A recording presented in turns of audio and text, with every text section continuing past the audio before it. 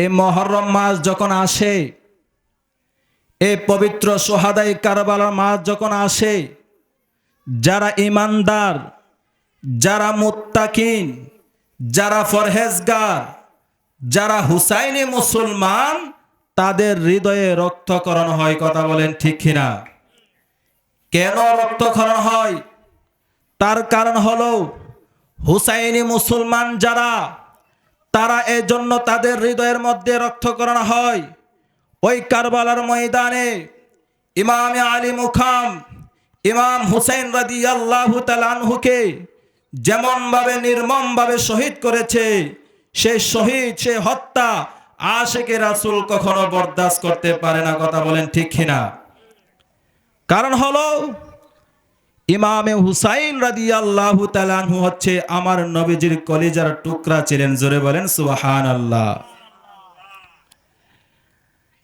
ইমাম হুসাইন রাদিয়াল্লাহু তাআলা আনহু চাইলে ইয়াজিদের সাথে আপোষ করতে পারত। কথা বলেন ঠিক কিনা? আপোষ করতে পারত কিনা? চাইলে উনি ইয়াজিদের সাথে আত্মসমর্পণ করতে পারত। কেন করেন নাই? তার কারণ হলো ইয়াজিদের সাথে যদি উনি আপোষ করে, তাহলে আজকে যে আমরা নামাজ পড়তেছি, রোজা রাখতেছি, হজ করতেছি, যাকাত দিচ্ছি, এই ইসলাম যে আমরা পেয়েছি, সেই ইসলাম আমরা পাইতাম না। যার রক্তের বদলতে আজকে আমরা ইসলাম পেয়েছি। জোরে বলেন সুবহানাল্লাহ। কার রক্তের বিনিময়ে? ইমাম হুসাইন রাদিয়াল্লাহু তাআলা আনহু রক্তের বিনিময়ে আজকে আমরা জান্নাতের বাগান সাজাইতে পারছি, আজকে আমরা ৫ ওয়াক্ত নামাজ পড়তে পারতেছি, আজকে আমরা রমজান মাসে রোজা রাখতে পারতেছি, আজকে আমরা হজ করতে পারতেছি। সে হুসাইন রাদিয়াল্লাহু তাআলা আনহুর যে ১০ মুহররম শহীদ হয়েছে, সেই মুহররম মাস আসলে কিছু মৌলবী এই মুহররমকে পছন্দ করে না, এই মুহররমের বিষয়ে আলোচনা করে না। কথা বলেন ঠিক কিনা? জোরে বলেন ঠিক কিনা? তাদের ইয়াজিদ যে ইমাম হুসাইন রাদিয়াল্লাহু তাআলা আনহুকে শহীদ করার জন্য সে হুকুম দিয়েছিল, তার নামের আগে হযরত ব্যবহার করা হয়। জোরে বলেন নাউজুবিল্লাহ। এবং তার নামের পরে রহমাতুল্লাহ আলাইহি ব্যবহার করা হয়। জোরে বলেন নাউজুবিল্লাহ। ইয়াজিদ সে কুখ্যাত বেঈমান। সে কি? কুখ্যাত বেঈমান। সে হচ্ছে ইমাম হুসাইন রাদিয়াল্লাহু তাআলা আনহুকে শহীদ করার কারণে আমাদের আকীদা হচ্ছে আমরা ইয়াজিদকে কাফের মনে করি, ইয়াজিদকে কাফের মনে করি। আল্লাহ তাআলা ইমাম হুসাইনকে কত ভালোবাসতেন। আমার নবীজি ইমামে আলী মুকাম ইমাম হুসাইন রাদিয়াল্লাহু তাআলা আনহুকে কেমন ভালোবাসতেন। আল্লাহ রাব্বুল আলামিন পবিত্র কুরআনুল কারীমের মধ্যে বলেন, কুল্লা আসআলুকুম আলাইহি আজরান ইল্লাল মাওয়াদ্দাতা ফিল কুরবা। আল্লাহ রাব্বুল আলামিন বলেন, হে আমার হাবিব, হে আমার বন্ধু, আপনি আপনার উম্মতদেরকে জানিয়ে দেন, আমি আল্লাহ আমার বান্দাদেরকে নামাজ দিয়েছি, রোজা দিয়েছি, হজ দিয়েছি, যাকাত দিয়েছি, সবে মেরাজ দিয়েছি, সবে বরত দিয়েছি, সবে কদর দিয়েছি, ঈদুল ফিতর দিয়েছি, ঈদুল আদহা দিয়েছি। আমি আল্লাহ আমার বান্দাদেরকে বড় বড় নিয়ামত দিয়েছি। এর বিনিময়ে আমি আল্লাহ কোনো কিছু চাই না, শুধুমাত্র একটা জিনিস চাই, সেটি হচ্ছে আপনি নবীর আহলে বায়তের ভালোবাসা। জোরে বলেন সুবহানাল্লাহ। কার ভালোবাসা? আহলে বায়তের ভালোবাসা। আল্লাহ বলতেছেন, হে বান্দা, এর বিনিময়ে আমি আল্লাহ কোনো কিছু চাই না, শুধুমাত্র আমার নবীর আহলে বায়াতকে যে ভালোবাসবে আমি আল্লাহ তাকে ভালোবাসবো। জোরে বলি সুবহানাল্লাহ। কোরআনের আয়াত, কোরআনের আয়াত আল্লাহ ইরশাদ ফরমান, যারা ইমামে আলী মুকাম ইমাম হুসাইন রাদিয়াল্লাহু তাআলা আনহুকে ভালোবাসবে, মহাব্বত করবে, আমার আল্লাহ তাকে ভালোবাসবে। জোরে বলি সুবহানাল্লাহ। ইমাম হুসাইন রাদিয়াল্লাহু তাআলা আনহু কারবালার ময়দানে কি নিজ ইচ্ছায় গিয়েছিলেন? নিজের ইচ্ছায় যান নাই। ওনাকে 150 চিঠি পাঠিয়েছে ওনার কাছে যে হুসাইন আপনি কুফার মধ্যে আসেন, আমরা কুফার মুসলমান 40,000 মুসলমান আপনার জন্য অপেক্ষা করছি। কত হাজার? 40,000 মুসলমান ইমামে আলী মুকাম ইমাম হুসাইন রাদিয়াল্লাহু তাআলা আনহুর জন্য অপেক্ষা করছে। কেন? আপনি আসলে আপনার হাতে হাত ধরে আমরা বায়াতে রাসূল গ্রহণ করব। জোরে বলি সুবহানাল্লাহ। তাদের কথার মধ্যে মিষ্টি থাকলেও, তাদের কথার মধ্যে মধু থাকলেও তাদের অন্তরে ছিল পুরাটাই বিষ। কথা বলেন ঠিক কিনা? যখন চিঠি পাঠালো ইমামে আলী মুকাম ইমাম হুসাইন রাদিয়াল্লাহু তাআলা আনহুর কাছে, ইমাম হুসাইন রাদিয়াল্লাহু তাআলা আনহু এই বিষয় পরামর্শ করার জন্য হযরতে আব্দুল্লাহ ইবনে আব্বাস, হযরতে আব্দুল্লাহ ইবনে জুবাইর অন্য সাহাবীদের সাথে পরামর্শ করলো, হে আমার নবীর সাহাবীরা, কুফার মুসলমানরা আমাকে চিঠি দিচ্ছে, একটা নয় দুইটা নয় 150 চিঠি আমার কাছে দিয়েছে আমি যেন কুফার মধ্যে যাই। আর আমি যদি কুফার মধ্যে না যাই তাদের বউ নাকি তালাক হয়ে যাবে, কাল হাসরের ময়দানে নাকি আমার নামে আমার নানার কাছে বিচার দিবে। হে আমার নবীর সাহাবীরা, আপনারা কি বলেন? তখন সমস্ত সাহাবীরা বলতেছে, হে হুসাইন, আপনি কুফার মধ্যে যায়েন না, আপনি কুফার মধ্যে যায়েন না। তাদের কথার মধ্যে মধু থাকবে, কিন্তু আপনি কুফার মধ্যে যাওয়ার পরে তারা আপনার সাথে অসৎ ব্যবহার করবে। জোরে বলি নাউজুবিল্লাহ।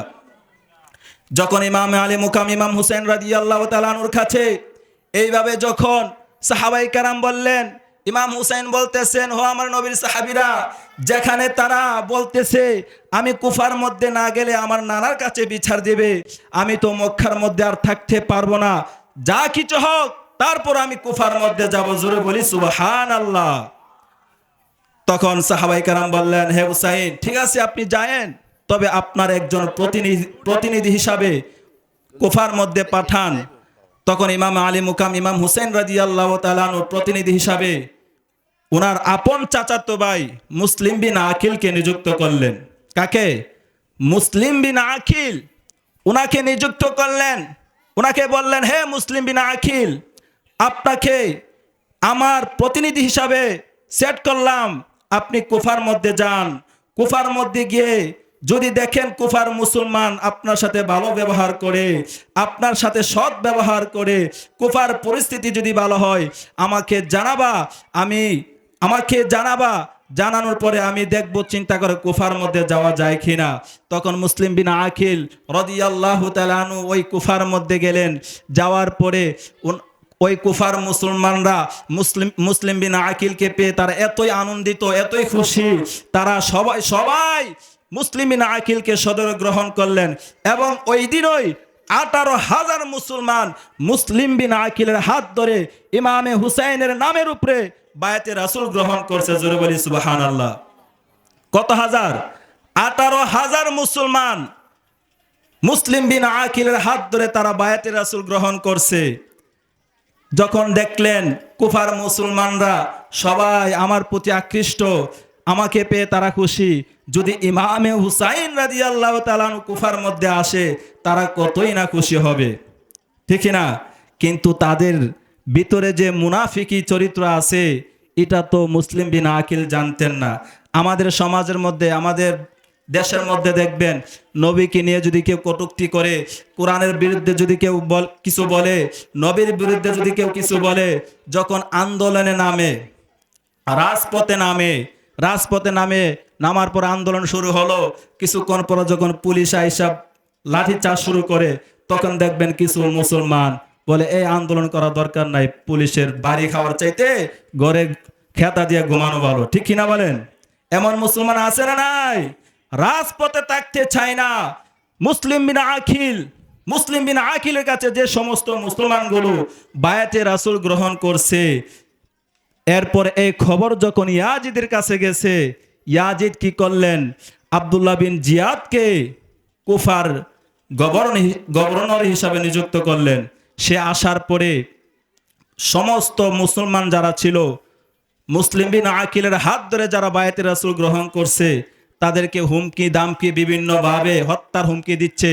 তোমরা যদি মুসলিম বিন আকিলের সঙ্গ না ছাড়ো, তোমাদের কাউকে ছাড় দেওয়া হবে না, প্রয়োজনে তোমাদেরকে হত্যা করা হবে। এরকম হুমকি দামকি যখন দেওয়া শুরু করছে, পরে সবাই আস্তে আস্তে মুসলিম বিন আকিলের সঙ্গ ছেড়ে দিচ্ছে। জোরে বলেন নাউজুবিল্লাহ।